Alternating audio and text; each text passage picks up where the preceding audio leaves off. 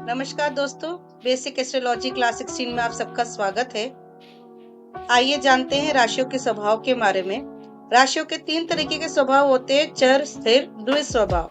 चर मतलब चरने वाला, जो आगे हमेशा बढ़ता रहता है। स्थिर जो है वो एक जगह स्थिर बना रहता है, रुका रहता है। द्वि स्वभाव मतलब दो तरीके का स्वभाव, यानी कि चर भी इसमें मिश्रित है और स्थिर भी इसमें मिश्रित है। द्वि स्वभाव की जो राशियां होती है उनमें आधी प्रकृति जो है वो चर की तरह होती है, दूसरी प्रवृत्ति उनकी स्थिर की तरह होती है।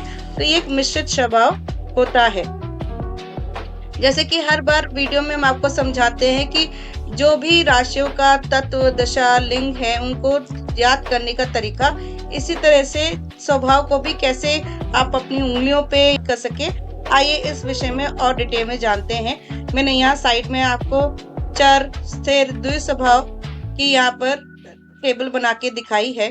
देखिए, पहले तो आप यहाँ पर चर, स्थिर, द्वि स्वभाव लिखे, फिर 1 2 3 4 5 6 इसी तरह से आप राशियों के नंबर लिखें। आशा करती हूँ कि आपको राशियों के नंबर के साथ उनकी राशियों के नाम भी याद हो गए होंगे अब तक के इस सीरीज के इस पड़ाव पे आते आते।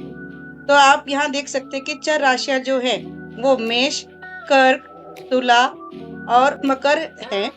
स्थिर राशियां जो है वो वृषभ, सिंह, वृश्चिक और कुंभ है। द्वि स्वभाव में आपकी मिथुन, कन्या, धनु और मीन आती हैं। इस तरह से आप ये चार्ट यहाँ पर लिख के अपने पास याद कर सकते हैं।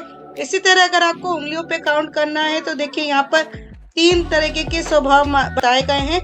तो आप उंगलियों को भी 3 तरीके में विभाजित कीजिए। पहला चर, फिर स्थिर, फिर द्वि स्वभाव। इसी तरह 1 2 3 4 5 6 करके आप काउंटिंग करके कोई भी स्वभाव जान सकते हैं।